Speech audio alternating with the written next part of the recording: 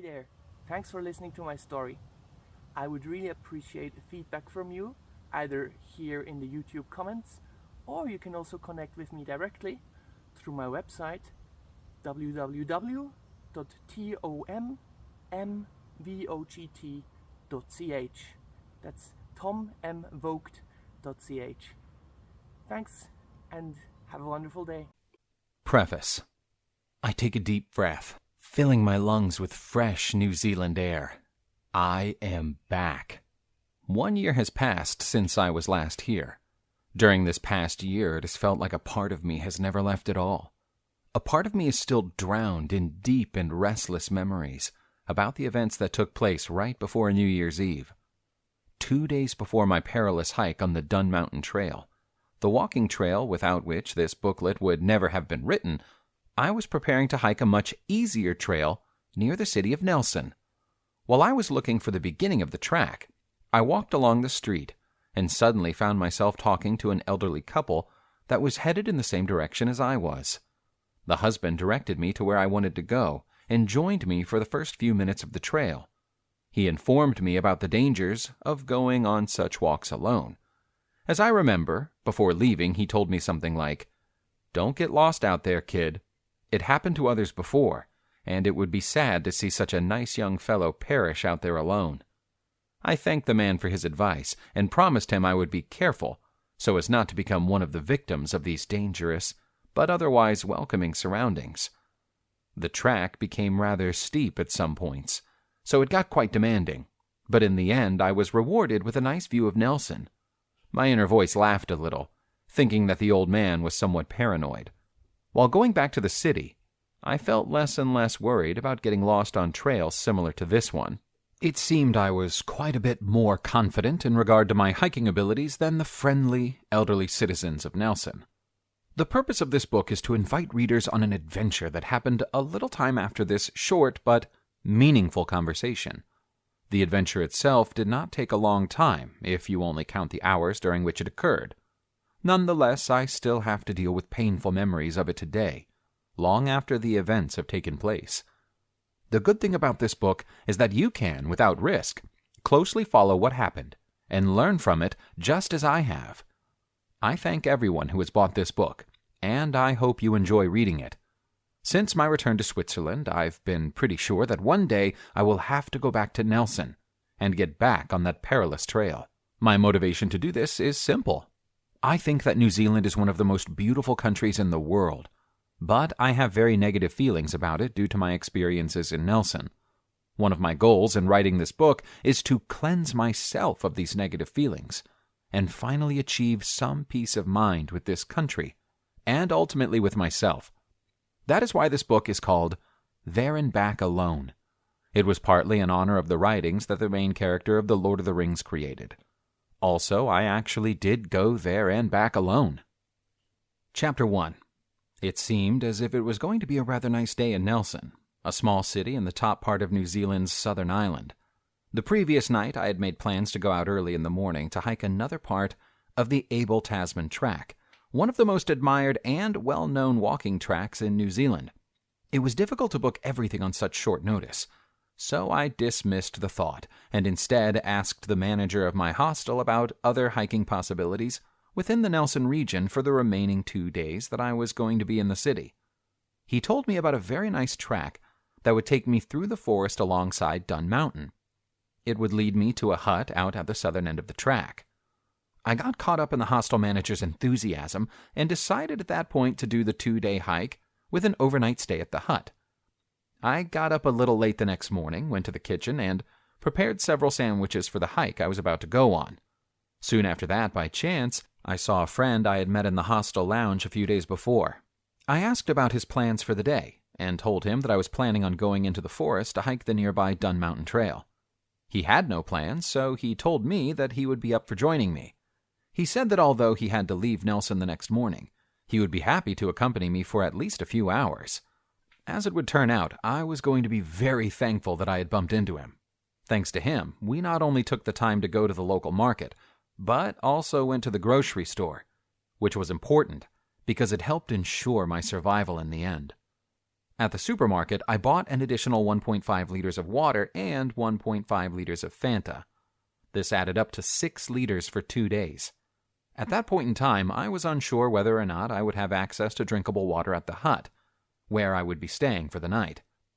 Chapter 2. The beginning of the walk was pleasant. I walked through the city, which had a mild ascent as it led to the more mountainous part of Nelson. When I got to the forest, I saw a big map and took a picture of it.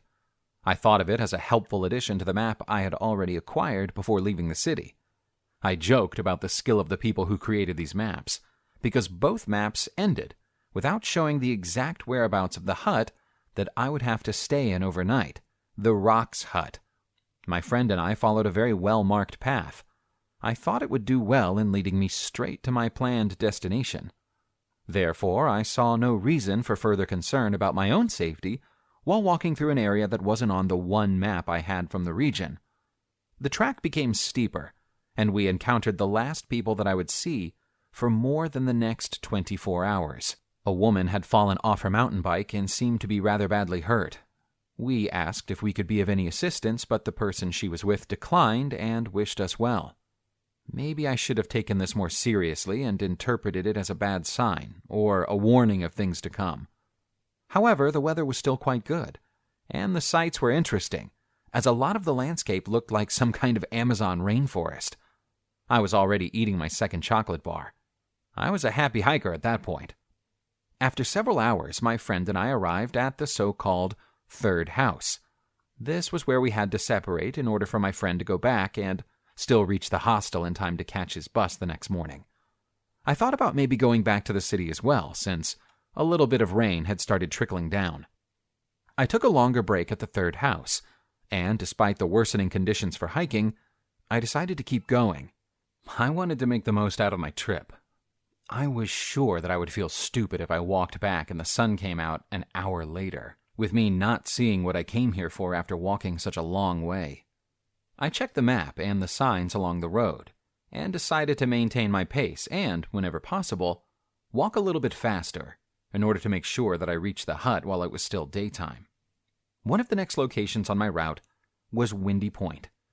By the time I reached this place, I was still not discouraged by the cold winds blowing around me, as I thought that they would go away as soon as I was far away from the literal Windy Point. Once again, I looked at my situation jokingly and said to myself that if I did not find the hut on time, or if it started to rain heavily, I would go into one of the strange-looking, small, stinky toilet huts and stay there overnight. There was probably one of them around every 10 kilometers. Staying in one would certainly not be an option that I'd consider under normal circumstances due to the stench and the lack of warmth and space to sleep. As I continued to walk, the path became much worse. I followed the orange arrows that were sparsely placed along the route. The arrows led me up a couple of rocks and completely away from the nice path that I had been following for the last 20 kilometers. I had to rely on these orange arrows and hope that they would not stop in the middle of nowhere and leave me all alone without any indication of where I was supposed to go next. The thing that made me even more anxious about the current situation was that this region must have been quite close to the end of the maps in my possession. The rain had now stopped. I walked further, optimistic that I would find better guidance soon. Chapter 3. When I reached the end of the orange arrows, I saw a checkpoint where several wooden arrows directed me to different points. Amongst these points was the Rocks Hut, which, according to these arrows, I was supposed to be able to reach within a mere hour. I checked my mobile phone, which had no signal. This was actually not the first time that I had checked my mobile phone connection. I checked a couple of times before and after I separated from my friend. The lack of cell phone reception should have concerned me more than it did. I should have realized that the signal was not going to get any better as I went further into the wilderness. In addition, the sun was slowly fading and already left some parts of the forest in a dark shade as it set slowly over the mountains. I was glad that I would only have to walk for 1 more hour, and I duly reminded myself that this trip was supposed to be fun. So I checked out the echo that I could create and recorded myself yelling into the hills. I was sure that I was alone, so that was a fun thing to do, to release some of the built-up tension from this tiring adventure. Not long after that, I forced myself to focus once again on the situation at hand. The person from the Eyesight Centre, the official information centre of New Zealand, had informed me, at this point, I should not go up to Dun Mountain, but rather go down the right side in a straight line. I was confused because there was no clear path that I could see and follow. Nevertheless, I started walking straight down to the right side of the sign with the wooden arrows pointing in the direction of the hut. Further confusion arose when I did not recognize the new signs as legitimate. They were white poles with black stripes, but they looked like they were abandoned years ago, as they lay very close to the ground and seemed broken and forgotten. I then decided to put my trust in the information that I got at the Eyesight Center the day before, instead of following these strange signs, which seemed outdated. It was then that everything started to go wrong. I made sure I had a plan so that whatever happened, I would still be able to go back to the toilet that I had seen about an hour ago. I decided I would walk for 30 more minutes, and if there weren't any new insights, namely a visible path, I would return to the place I had just come from before. This proved to be easier said than done. After 30 minutes, I had struggled my way through the deep forest and jumped over little rivers, all without realizing that this might, in fact, be the wrong way to go. My mind kept playing tricks on me, telling me that there was a path somewhere, everywhere around me. I was now standing in the middle of nowhere, telling myself that another 15 minutes of walking this way would not be that significant to the overall outcome of my trip. It reminded me of when I do not want to get up in the morning, and I tell myself that 15 extra minutes of sleep will not significantly change the outcome of my day. After 15 minutes, I reached a little hill, on top of which I would be able to better observe my surroundings. I had to take off my backpack in order to climb up and make my way through all sorts of plants and tree branches, which made it difficult to get up. From the hill, I saw a big rock in the middle of the forest. My weary brain told me this big rock was a signal that I was close to the rock's hut, which I had been looking for all this time. I decided to take a few pictures of the surroundings. This would ensure that if I got lost, I would have a more approximate sense of direction if I compared the pictures taken at this time and place with the surroundings at a later time and place. The weather was not terrible at that moment, but the sun would be gone before I would be able to reach the path I was on 45 minutes ago. I was sure about this, especially since I would have to walk uphill most of the way, and it would take me at least an hour to do that. I decided that even if the big rock was not close to the hut, it would most likely provide me with a good place to stay for the night. At that moment, I had become less optimistic about my situation, and thought that if I was unfortunate, I could get hurt, or even die out here. I already felt quite lost, but I did not want to be that honest with myself and give in to the negative and sad feelings that are often associated with being or feeling lost. I did that because I was sure that I would not be any better off walking through the forest, already disoriented, while panicking. I recorded a short message on my camera in which I explained my situation, my short-term plans, and told my brother my computer password in case I didn't make it home alive. I then walked back to the big rock and stood up on it. I took a very good look in every direction. I could not find a path, and there was still no signal on my phone. Fuck! I started to scream for help, and I did so for quite a while. About 50 loud screams and a sore throat later, I was pretty sure that there was no soul around to hear my pleas for help. So I started to prepare myself for the coming night. I set my priorities. I wanted to have a comfortable place to sleep, safety for my food, and a way to keep my things dry in case it rained during the night. Primarily my shoes, which I regarded as my top priority. I once again made a little video explaining this part of my adventure. Looking back at how my face looked at this moment in time, I remember that I had very mixed feelings about sleeping outside with no tent, and uncertainty about where I was. Reflecting on this situation later on made me realize that by then, I was in a state where two opposite sides of my personality fought each other. On one hand, the need for adventure and the hope of doing something no one had ever done before, and on the other hand, the need for safety and survival at any cost.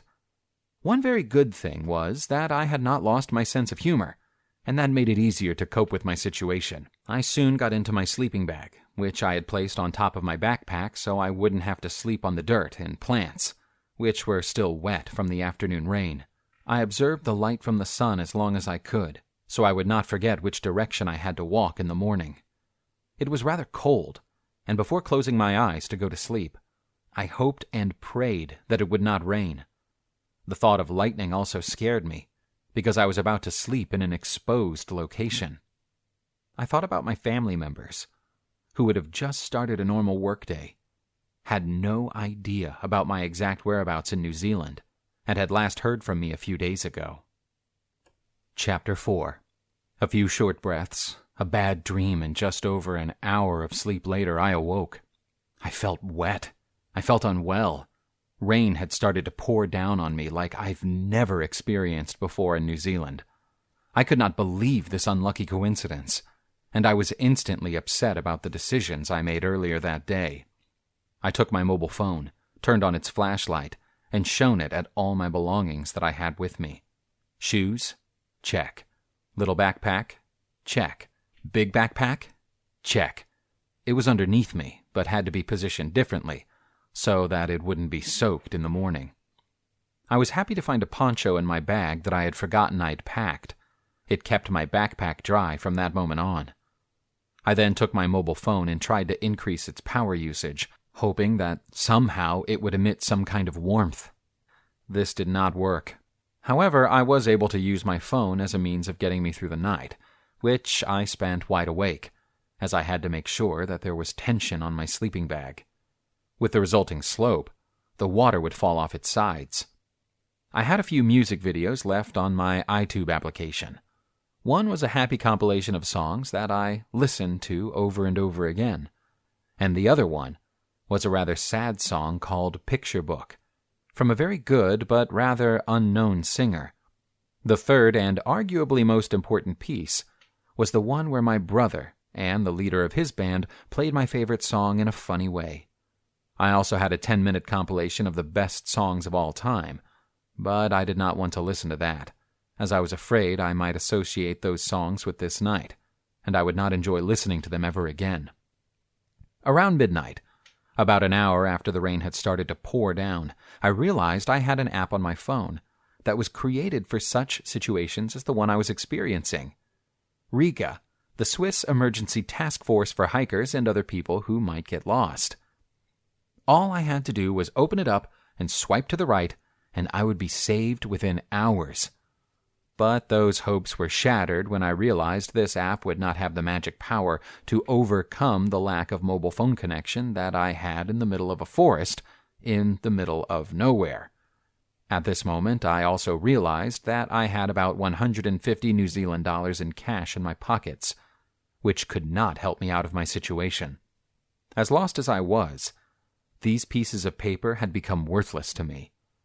I became even more worried and stayed awake, trying to keep myself motivated and happy by thinking about the fact that there were no lightning strikes. I told myself that if I made it through the night, I would almost make it out of here unhurt and in good condition. This thought was what kept me going throughout the night as the hours slowly passed by. Every single hour took an eternity. Sometimes I would check the clock when it felt like at least an hour had passed, only to realize it had just been 5 minutes. It was not going to be easy counting down. Midnight, 1 a.m., 1:30 a.m., 1:45 a.m., 2 a.m., 3 a.m., 4 a.m., 4:05 a.m., 5 a.m. Around 6 a.m., it seemed like the sun was about to come up, so I decided to continue my trip. Chapter 5. I was not prepared for what came next. Fog. Thick fog. Something I had not experienced for months, if not years, before that day. I could not even see where I came from the previous evening, although it had been so clear at the time. As far as I can remember now, my body simply resigned to the situation. I was cold, wet, and terribly tired. I set an alarm for 9 a.m., hoping that the fog would become less thick by then, and I finally went to sleep as the rain became a light drizzle. I woke up before my alarm rang, as I always do when I know that I have a hard day in front of me, be it an end-of-semester exam or a walk through a thick forest with no signs of human existence for miles. I packed my wet sleeping bag into my wet backpack and took a sip of Fanta to give me the strength to get up and get motivated. I checked how many supplies I had left and said to myself that I could survive for quite a while down here if I had to do so. The first thing I did was call for help a few times, but I very quickly realized that this would not get me anywhere, and that my energy would be best spent otherwise. My first steps led me through deep mud, which caused my shoes to become wet after all. I planned on going to the top of a hill to see where I had to go. I cross-checked pictures that I had taken yesterday with my current surroundings, and I found slight similarities between the surrounding hills on the way up to one of the higher hills. I thought to myself that I could not be that far off, and that I would soon find my way if I reached the top of the hill fast enough. I reached the top and sadly could not see beyond a few meters, because the pine trees there were about 3 meters high, and were not stable enough to climb. My mobile phone still had no signal. After walking in circles more than once on top of the hill, I realized that right then was a moment of truth. If I could not walk down the same way as before, I would be lost, possibly forever. I thought about the different scenarios of what could happen over the coming hours and days. Would I lose everything that I worked so hard for over the past few years? Or would I survive and go on to live a happy life, finally enjoying the fruits of my hard labor? Sadly, I was beginning to think that I would not make it back to Switzerland. I would die here, alone, and be mourned by my loved ones on the other side of the world, turning the smiles on their faces to ashes. This was also the moment where the alarm on my mobile phone went off to tell me that it was 9 a.m. This comforted me, as I still had several hours of daylight left before I had to search for another shelter for the night. I also thought about the fact that I had to check out of the hostel the next morning, and if they didn't see me check out, they might start a search for me close to the Dun Mountain Trail, especially since the hostel manager had an idea of my whereabouts. I finally got down from that hill again, more or less the same way I got up on it, and found a little river that I thought I recognized from the previous evening. I memorized its appearance and decided to make it my security spot that I could return to in case I got lost again. Although it would not provide me with shelter, I wanted to make sure there was at least one location in this forest where I would know where I was, and where I could eventually fill up my water supplies. I later found out whilst reading my New Zealand guidebook that you should not drink from any rivers in New Zealand due to a harmful virus. If I had done my preparation more thoroughly, I would have made sure to read through my booklet and maybe get some tablets to treat the water in order to make it drinkable. I can say that I am happy about not having read this passage of the book at that moment. Maybe I would have felt even more hopeless had I known not to drink the water from natural sources. This way, I carried on. I was disheartened, but there was still a little confidence left in me. If I have to stay here for one more night, I thought, I should make sure that I have some kind of shelter, be it a cave or a tree, that will give me a secure place to sleep and save me from the cold, rain, and wind. I did not want to think about other elements that could make my current situation even worse. I couldn't find anything better than a tree, unearthed by the forces of nature, to provide some sort of shelter from the wind, but definitely not from the kind of rain that would await me in this region. It was hope that kept me going. Hope for a good and peaceful life after this adventure. Hope that would keep me going for the rest of the day. Hope that would make my body fight its potential upcoming demise and give me strength. I walked for at least 3 hours down into the deep forest, until I chose to head upwards in a little river. This was a point where, for a moment, I thought I was seriously about to die, because I fell and hit my head on a rock. I hit my head hard, but because I was already wet and cold, I did not feel it that much.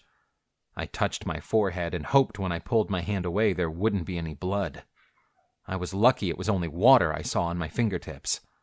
But for a few seconds I thought I would probably sink to the ground and die in this little river. By that time I still hadn't found an area where I could get a better sense of direction. I arrived at a place where, for the first time in over 12 hours, there were no trees around me. My mind started to play more tricks on me, but this time, rather than mislead me, it helped me. My mind told me that up there in the rainy and foggy part of the mountain, there were 2 stone buildings. I pondered if it made any sense going up there, because it could turn out to be dangerous, or the buildings might only have been made up by my imagination, and therefore were not real. Despite the thoughts, I decided to invest all my energy in getting up there, potentially to safety, since this was the first sign of human existence I had seen all morning. It took me about 3 hours to get up there, which felt like an eternity, since I was in a very precarious situation. Falling was not an option, and going up seemed to be my only hope of getting out of this place alive. I was able to distract myself with a song that came to mind, Message in a Bottle, which I replayed over 100 times that day. It occupied my brain and let my body focus entirely on getting up that mountain for good. I thought that eventually I might be able to send an SOS to the world with my mobile if I reached the top and got a signal. It was slippery, and I hurt myself in various places. The steepness of the mountain became such a big problem that I had to walk in really long zigzags. This meant I would walk 100 meters to the left, only to be able to climb up the next few meters. At times, even after looking for a better chance of moving upwards for about 100 meters to both the left and right, I had to climb up to a spot I previously would have thought to be too much of a hassle and dangerous to get up. I had no choice, so I went up wherever I could, however I could. Both my hands hurt, because there were about 40 open wounds on them in total. My wrist also hurt, as I injured it badly when I misinterpreted a patch of grass as a place where I could securely place my foot. My leg had slipped 1/2 meter, and I had to make sure that my legs did not get hurt. So I instantly grasped some nearby bushels of grass. This led to injuries to my hands instead. After about 2 hours, I looked down in the direction of where I ascended from, and saw a path that was likely used by mountain bikers. To reach this path, however, would take me more than 2 hours from the point I was at, and I would still not really know where I was. This gave me some comfort, though, as I could go there next if my current plan did not work. 1 hour later, after struggling to climb the mountain, I finally arrived. The stone buildings were no buildings at all, but rather stones that had a slight resemblance to some kind of building. Despite seeing that the buildings were not real, I was relieved that I finally got to a place where I did not have to plan each step in order to not fall down a few 100 meters. That felt good, especially knowing that I came so far despite my fear of heights. I simply did not look down. This was a good trick I learned over the years. As for my reserves of water and food, I did not eat anything for hours, and I only seldom drank. I just wanted to make sure that I reached the top of the mountain and got out of this mess as soon as possible. I worked to make sure that I stayed motivated by telling my body not to give up and to keep on going upwards at whatever cost. Thinking about having a family of my own was part of it. This was a plan to tell my instincts that I needed to survive and get out of there, as it would save not only myself, but also my future children. Evolutionary needs would have to help me get out of there alive. Chapter 6.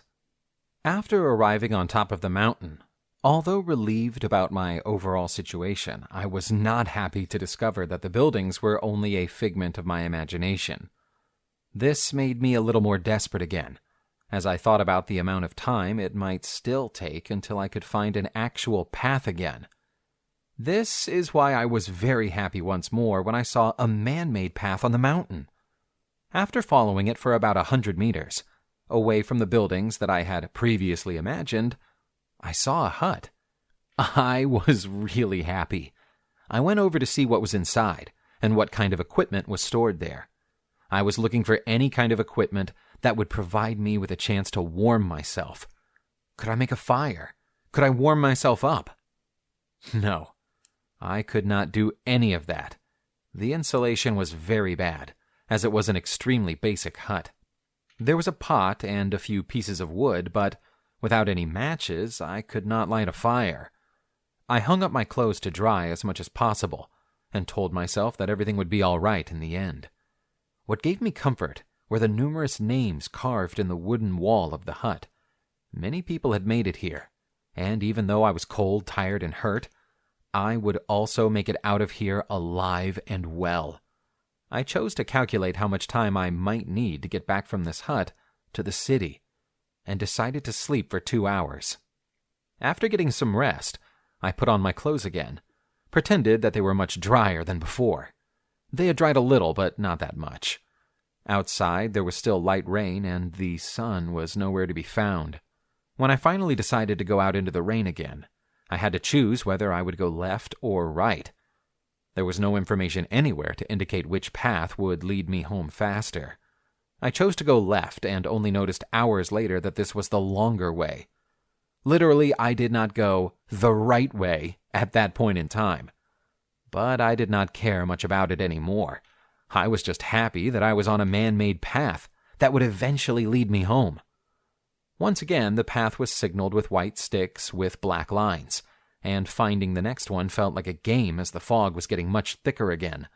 The path in the make-believe game led you to a place where you had to be very careful where you walked, because you didn't have any clue as to where you were going or where you came from. On the path I was walking, there was not only fog, but also all types of mud. It reminded me of the scene in Forrest Gump, where they are in the forest and it begins to rain. I remembered the narrator of the movie talking about rain that came from everywhere, really hard, and sometimes it seemed even from below. My encounter with the New Zealand mud was the same, as there was a mud that stuck to my feet, mud that made a funny noise when I walked over it, and rather hard mud that I could pass without even getting my shoes dirty. It was a lot of up and down, and I ran for part of it just to make sure that I reached the road before the sun set again. Chapter 7. After walking for 3 more hours, I finally reached the Mai Tai Dam. I thought I would find workers or a vehicle. Along the way, there were extremely big mosquitoes flying into my face. I had more hallucinations where shadows became people, and I often screamed out, "Help!" without anybody hearing it. I still had to walk on for over an hour until I finally found the first house after the dam. I heard a dog barking, and that was my signal that I was going to be rescued and had nothing to fear anymore. The owner of the house asked me what I was doing. I explained, and she apologized for her barking dog. I was served a big glass of water and a nut bar, and told her about my adventures from the past days. She was happy to help. She sat down with me and allowed me to use her phone so I could call for a taxi. The taxi arrived after about 20 minutes. I also told the driver about what happened, and he was very kind to me. He even helped me get into the hostel, which had changed the passcode for the main door. I had to climb over a fence, and without the help of the taxi driver, this would have been more difficult. I still had to get into the hostel itself, so I knocked at the window of the kitchen. 3 young women looked at me with confusion until I showed them my room key. Relieved that they hadn't just opened the door to someone who should not be in the hostel, they invited me in. I did not tell them anything. I just went to the washing machine and loaded in all my clothes that I had on me at that moment, including my shoes and my backpack. First, I washed everything, and then I put it all into the dryer. I did not care if I was breaking any of the hostel's rules. I was just happy to be back and wanted to have dry clothes in the morning when I had to board the bus around 9 a.m.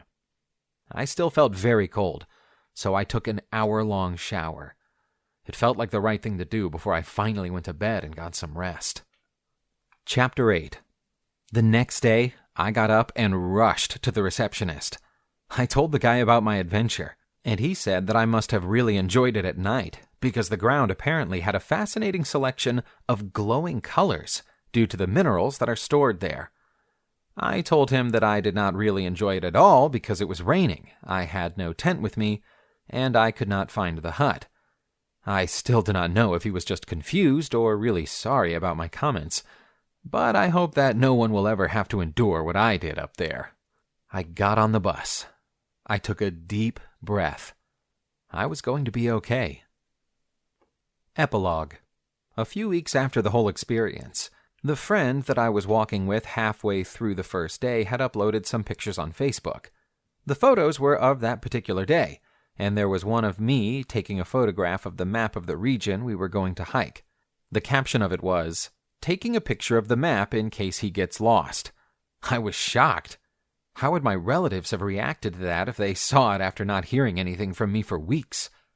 Sometimes I try to close my eyes, but then I find them wide open, staring at the ceiling, leaving me feeling dead. In such moments, I think about how my life would have been, and how my family would feel if I actually had not found my way back. On good days, I relax and manage to close my eyes after a while. On other days, I cry. I cry alone and just want a hug. Ever since coming back to New Zealand, I have found that there are many things that still make me feel sad too easily. Things like hearing the song Message in a Bottle on a bus in Dunedin, or sleeping in a tent during a night that is colder than I anticipated. Those moments send me back to the bad times I had to endure in Nelson. If you would take a look at me in such a moment, you would see my eyes widening, and it would seem as if my mind just went blank. However, there are some rather strange moments that can result from this kind of trauma. I drove through Nelson recently, and somewhere near the city center, the songs "You Can Make Me Whole Again" and "I Want to Break Free" played on the radio. My life changed once again after I was empowered to save someone else's life this year. How my life has changed, I do not know. I'm just glad I have survived this adventure and am able to live again and help others live their lives as well. Afterward. In the final part of this short story, I want to state a few reasons why this whole experience was not so bad after all, but rather a unique experience, thanks to which I now have some takeaways I can share with others. My experience shows how warped memories can become, and how the mind can play many tricks in order to help us survive. I only recently thought clearly about the fact that I had all my belongings scattered on my bed. Certainly the people in the hostel would have started a search soon, as it was after the time I would have had to check out. What made it difficult to use a compass or any other trick I would have found in books or heard from fellow adventurers was the thickness of the forest. I more or less knew the direction that I needed to take, but in the short term, the rain, the wet leaves, the overgrown hills, and the clouds in the sky made it difficult to walk a straight line. All bad things come to an end, and you can overcome even the worst of your experiences somehow. Our bodies have hidden reserves that can be activated in the event of an emergency. No matter where you are, do what you can with what you have. On top of that, don't let your past get to you too much psychologically. Doing so could put you in an emotional cage that is hard to escape from. If you feel your current direction is not good for your goals, then consider changing it. You do not have to give up, but you can accept the fact that you are going in the wrong direction and change your course. During an adventure, you have to sometimes be ready to end it earlier than planned in order to come back home safely. This has been There and Back Alone by Thomas M. Vogt.